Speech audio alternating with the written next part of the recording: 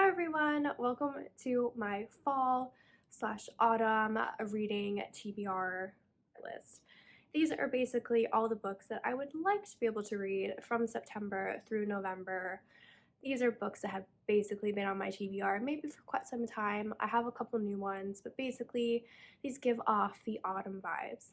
Now, that being said, I feel like autumn for me is definitely like, oh, now I just get to basically read all fantasy books because it makes me feel very cozy and very vibey. So that's basically what this pile of books are going to be.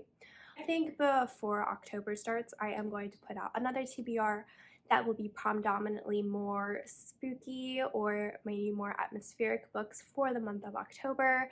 So be on the lookout for that. This is going to be more just like cozy vibes to read throughout the autumn months and have to give you those good vibes. So with that being said, let's get into the books. So the first book that is on my TBR pile is actually a book I have just started because I started reading it the moment I got it, and that is The Hawthorne Brothers. This is the fourth book in the Inheritance Game series. You can see I have it right here. So if you don't know, the Inheritance Game is about a girl named Avery. She lost her mom and now is living with her stepsister. She finds out that a billionaire that she's never heard of before, named Tobias Hawthorne, has left her his entire fortune. However, what she needs to do is travel to Texas and spend 1 year in his mansion with his family included, and after that year, she can inherit all the money. And of course, there's so many twists and turns, romances, puzzles, clues, games. It's a great series. It is a YA series, but honestly, like, it is so gripping, so fast paced. I recommend it fully.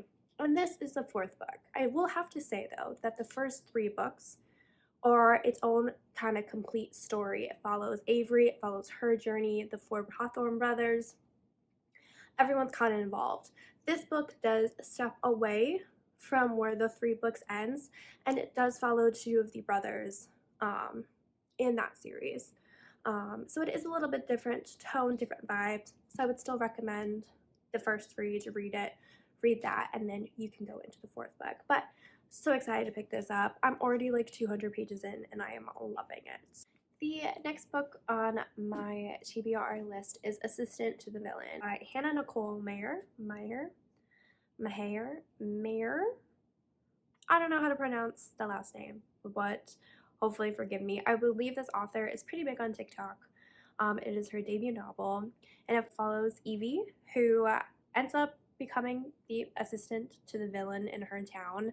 I think it follows her kind of getting used to being around evil things and evil lair, evil schemes, things of that nature. But at the same time, she also starts to like him and like the evil guy and is enjoying her time with her. While enjoying her time with her, I think she does find out that someone in the town is wanting to get rid of this villain for good, and that she now makes it her job to figure out who that is and save the villain. So definitely a switch on the normal type of tropes that we all have, but it seems fun. I've heard good things about it. I've heard it's like really funny, a little bit more lighthearted, definitely a light read. It is sprayed edges. I saw it at Target. Except, however, this purple and this red, not my favorite, but I digress and we'll see. The next book on the list is actually the only mystery book that I have, which is kind of shocking. I probably do maybe also want to read Agatha Christie's Halloween Party. I know that this is the book that the new movie Haunting in Venice is based off of, so I would like to probably pick that book up too. However, the next book is The Thursday Murder Club by Richard Osman. This follows a retirement community, and it is a group that meets up and tries to solve unsolved mysteries, murder mysteries, until one day an actual murder shows up on their doorstep and they take it upon themselves to find out what happened. I've heard nothing but great things about this series. I'm so excited to read. This has been on my TBR for a while, and I just think fall is a perfect time to snuggle up and cozy myself into a nice little mystery book ending and see how it goes. I think there are also, I know that this is a series, I think there's almost like 3 or 4 books after this, So definitely is a good pick if you're into murder mysteries but want a series, kind of cozy vibes. Definitely try and pick up this one. So the next book that I have is Other Birds by Sarah Addison Allen. I think that's how you say her last name. This book is considered, I would say, a magical realism, which is definitely a genre that I have not personally read ever, really. And I'm really excited to look that up. But this is a story of Zoe who travels to Mallow Island, South Carolina to kind of collect things from her deceased mother's apartment. But when she goes there, she meets a very eclectic and diverse group of neighbors, some living, some not. It's kind of the journey of her discovering new things, the neighbors discovering new things, and kind of like what happens when a lonely group of people come together. Secrets are revealed, friendships are formed, and maybe that's just what this group of people needed. So it definitely sounds like a very endearing and lovely read. It definitely is pretty short. It's less than 300 pages. So I'm hoping if this will be a nice read, if I'm kind of getting tired of a lot of the major fantasy books that I am planning to read along this fall season. The next book that I have is a very chunky fantasy book, and that is The Mask of Mirrors by M.A. Carrick. I think that's how you say the name. Now, this book I have been wanting to read forever. Also, like, look at this cover. Isn't it absolutely gorgeous? And this is a story about Wren, who is a con artist who wants to con her way into the noble house to secure a better life for her and her sister. However, in the city of dreams, things begin to unravel, dark shadows begin to come to light, and Wren is in the center of it. Definitely is a little bit of a vague bio, even just from the back, but honestly, I don't even care. It's a thick, chunky fantasy book, and I just want to dive into it. I remember seeing this like online a couple years ago. Honestly, I haven't seen many people talk about this book really online, whether on Instagram, TikTok, YouTube. I haven't really seen it a whole lot. So I am definitely excited to form my own opinions on it, see what's up. I believe there is a second book out already. Not quite sure if there will be a third book on it, but definitely a big fantasy series to read on those stormy, rainy fall nights.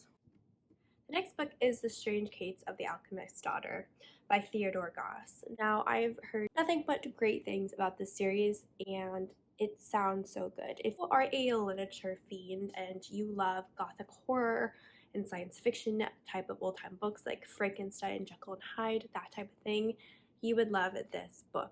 This book follows Mary Jekyll, who is alone and penniless after her parents' death, and she hears of reward money if she gives more people information or finds murderer Edward Hyde, who was her father's friend. Interesting. However, in her search, she doesn't find Mr. Hyde, but he finds his daughter, Diana, a very feral child who was left to be raised by nuns. So, with the discovery of Diana, she then gets the help of Sherlock Holmes and Dr. Watson, of all people, to find out even more about this mystery and to find out what Mr. Hyde is hiding. However, she ends up finding even more women who were created by these horrifying experiments, and their names are Beatrice Rappaccini, Catherine Moreau, and Justine Frankenstein. Are you kidding me? With all these women, they then soon discover a secret society of scientists who are doing horrifying things, and it's time for these monsters to maybe take down the true monsters that have created them. But I've also heard, I think I've read like the first chapter or two, that the other women like in this story, I think this is Mary Jekyll's story to tell. However, I think the other women that she's come across, like Diana and Justine, I think butt in throughout the story to being like, why would you say that? Or being like, oh, that's a crappy, like, oh, I don't remember it going that way. Or just little inputs throughout the story. And I think that is so fun to have like a little tidbit of the women who were also part of the story kind of be included in it in a different type of way. And I think that's so fun. So I think this definitely might be my next read after I finish the Hawthorne Brothers book, because I just am ready to dive into this world.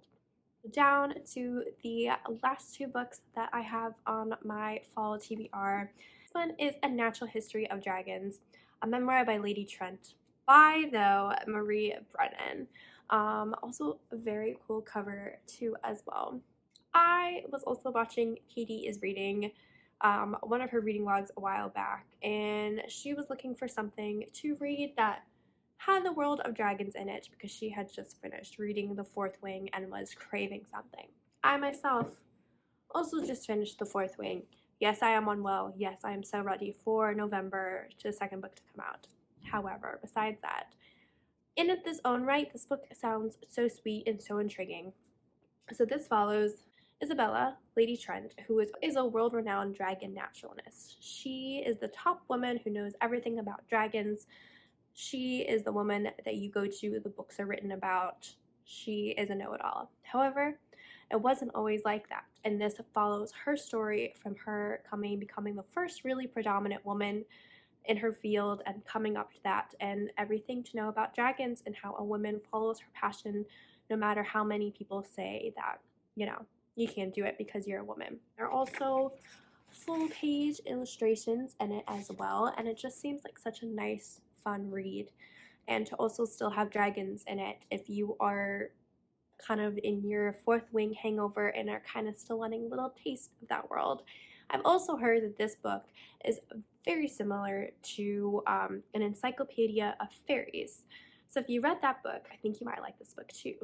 An encyclopedia of fairies is also going to be my last book on my TBR shelf. I have yet to pick this book up.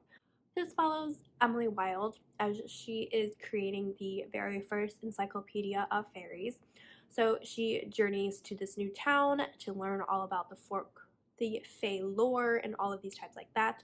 However, one of her academic rivals shows up as well. Is it a man? Of course. Is there maybe going to be a brooding romance? Of course.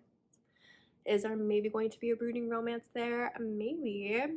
And of course, hidden mysteries begin to unravel, and it is her job to set out to find out what's happening with the fairies, what's going on, what's the tea. And it just sounds like literally the perfect read. And I can't wait to go pick that book up very soon and read it and complete my fall TBR. And with that, I think I've gone through all the books that I would love to read this fall season. Let me know down below if you have read any of the books that I have mentioned today, if you are wanting to read any of the books that I've mentioned. I would love to keep the conversation going. I also love to know what books you're reading this fall. I am never opposed to adding more books to this TBR pile. Or if anything, leave me your favorite fall emoji, and I'll see you guys soon with my next video.